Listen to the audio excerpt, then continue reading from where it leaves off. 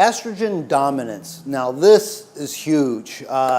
Dr. John Lee, over 2 decades ago, coined the phrase estrogen dominance. He was ridiculed, he was lambasted, he was marginalized, and this was a Harvard-schooled medical doctor that, you know, to the 10th degree, they destroyed him.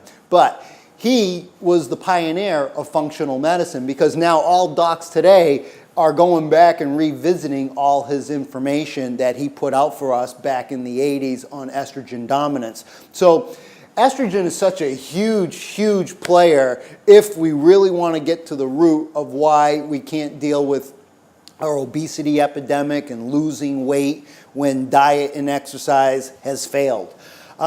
So mostly estrogen is produced by the ovaries and somewhat by the adrenals, and this is where the stress comes into play. And estrogen dominance, this condition happens when estrogen levels are not in balance to progesterone. There has to be a healthy relationship to estrogen-progesterone ratios. Even if you have low estrogen and you have low progesterone, you're still estrogen dominant. So progesterone's more like an androgen. It opposes everything that estrogen does.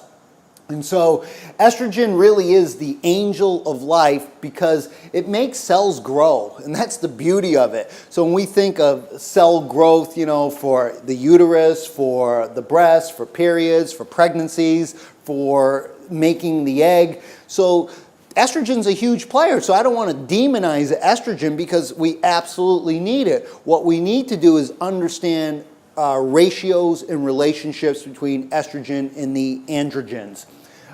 Now, the opposite of the angel of life in estrogen is the angel of death, because excess estrogen becomes very toxic to the liver.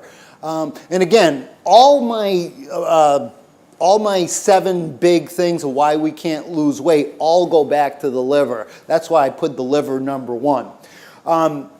The angel of death is we're turning on growth. We're turning on cyst growth, fibroid growth, cancer growth, and that's what excess estrogen is doing. It's promoting fat growth, acne growth, so we really have to understand how important this estrogen is when we're dealing with health and weight loss. Too much estrogen causes cell to multiply out of control. Between the ages of 35 to 50, there's a 75% reduction in progesterone, and there's only a 35% reduction in estrogen. So we have the normal age-related variants of estrogen dominance. We also have phytoestrogens coming in from the food, such as soy, which is a huge player, and that's a phytoestrogen. Then we have the xenoestrogen, so we got age-related estrogen, phytoestrogens, and xenoestrogens, and this is causing an epidemic of problems in our culture. Progesterone is the second half of life, or the second half of the cycle. It's essential for maintaining pregnancy to term, regulates blood sugar, has a very calming effect, progesterone. Protects the bones, the brain, and the breast. The goal really of progesterone is to balance out estrogen. That's its ultimate goal. But when we look at estrogen, progesterone are to balance and mediate each other, because excess estrogen will increase body fat. It causes our anxiety, our depression, causes the migraines, it causes the fluid retention. So when we get that, you know, pitting edema in our ankles or in our triceps or wherever we get that edema in the body, progesterone is like a diuretic, so it really truly opposes it. This is why we need healthy relationships of estrogen, progesterone. It also increases blood clotting. This is why if you have a history of strokes and blood clots in the family, they won't put you on birth control. It decreases sex drive, impairs blood sugar, decreases zinc and copper retention, decreases oxygen levels in the cells, increases endometrial cancers, increases breast cancers, reduces the strength of blood vessels. That's why easy bruising and stuff like that. Now, half the women over 35 in our country are estrogen dominant. I really think it's higher than that, because just in my empirical observation of my population, I see a lot more. But the statistics from the CDC say that half the women over 35 are estrogen dominant. This is why it's such a huge issue. So again, what's the number one reason why we have this estrogen excess or this estrogen dominant? Well, it's infrequent ovulation. So, every month that a woman does not ovulate, that's going to cause a surge in estrogen, and it's going to decrease progesterone. So progesterone will be compromised if you're not ovulating. This is why, ladies, it's so important that you understand your cycles. If you do anything for your health, you must come to grips with your menstrual cycles. And there's a lot of good reference books, there's a lot of information out there, but women are ruled by blood, and they must really understand the importance of their cycle. And if a woman does anything, regarding her health, it's really to get that cycle online.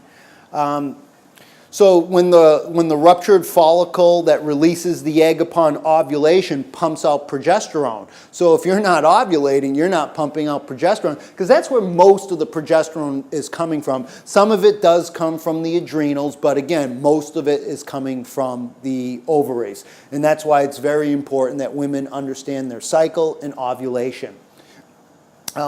So another big reason why we have this estrogen dominant problem is exposure to xenoestrogen. By the time a woman leaves the house and she's done her morning bathroom activities, she's put on about 12 products, from soaps to toothpaste to shampoos to makeups to this and to that. She's already consumed on her body over 120 xenoestrogens by 8 a.m. I mean, that right there is insanity. So this is why you have to understand what are the estrogen mimickers. So we need to know where we're being exposed to this toxicity. Hormone replacement therapy and birth control, these are huge flagrant fouls. So again, I can recommend some books on how women can deal with, unwanted pregnancies. There's some amazing books. Tony Wharton has a fertility book that is absolutely amazing, teaching women about their cycles. When you have ovarian cyst, you're going to naturally produce more excess estrogen. So we have to deal with these cysts and these fibroids. And also stress. When we have exuberant amounts of stress, that's going to, impair the adrenals, and remember, the adrenals are responsible for some of the estrogen. Obesity. So the more fat we have on our body, the more estrogen receptor sites we have. So this is why we got to make these connections between the liver and toxic estrogens and fat. And so it's all interrelated. And again, liver toxicity, as I mentioned previously. And if you have a deficiency of B6 or magnesium deficiency, that's going to be a real problem with estrogen dominance if you don't get those vitamins and minerals into your body. We also have estrogen dominance it reduces the sensitivity of thyroid receptors. That can cause a functional thyroid deficiency. So a functional thyroid deficiency really is all your thyroid numbers, your TSH, your T3, your T4, can be normal according to conventional standard methods, but it reduces the sensitivity of it. It's just like if we have a basketball team and, Derrick Rose and Joakim Noah are playing hoops, but they're not playing up to their, to their game, they're a little sluggish. They're still functioning, but they're not functioning at the level that they should be functioning at. So, again, this excess estrogen is going to cause a sensitivity to thyroid. And remember, thyroid is the master metabolism. That T3 gets into your DNA, that tells it what to do. It's the metabolism. So we need that thyroid. That's a huge one. I'll be talking about thyroid more specifically.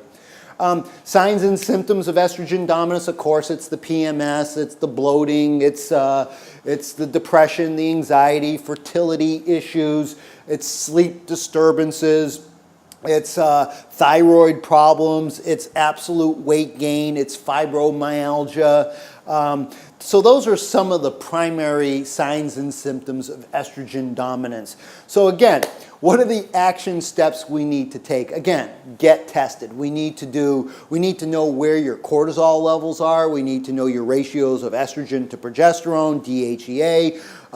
We need to know all your cortisol levels. So we also, very important that we get tested for heavy metal exposures because they're going to compete for the receptor site. So we need to know, do we have arsenic, lead, mercury, cadmium in our bodies that we need to detoxify out?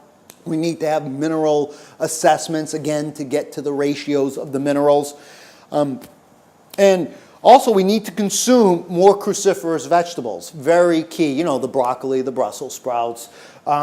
And then very important that we're always moving the bowel. So again, some of the problems with estrogen dominance is constipation or diarrhea. So we always have to be moving the bowel. So we're going to need some fiber. We're going to need hemp seeds, chia seeds. We're going to need some good greens into our diets. So we may want to take some digestive supports to break down things, digestive enzymes, probiotics, fermented foods. Those are key.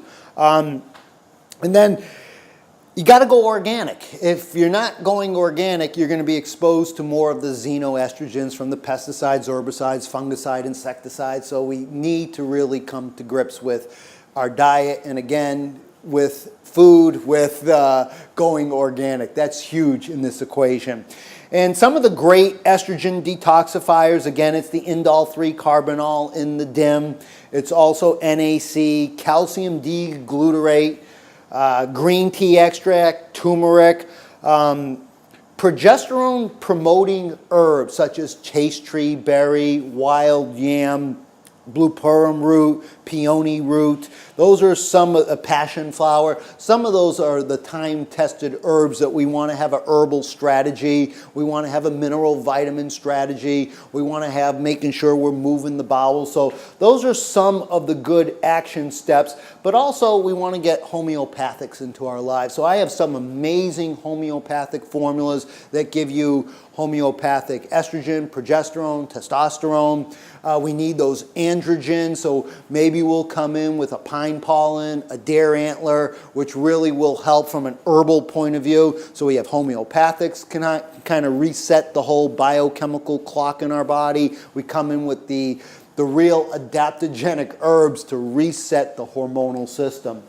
And again, if you want more information and you're struggling with weight loss, come into my office and I can help you out with, with the liver toxicity and with the estrogen dominance and getting you to a better place of increasing your health. Also, if you want to read a little bit more, I recommend Dr. Kobe Slater, Dr. John Lee, Dr. Mark Hyman. And it's important that we also get massage therapy. It's also important that we're getting acupuncture to open up the energetic grid in our body or to deal with some of the emotional patterns that we're holding on to. Because you'll see with estrogen dominance, there's another emotional component. So we have emotional release techniques. We have homeopathics to help deal with the emotions.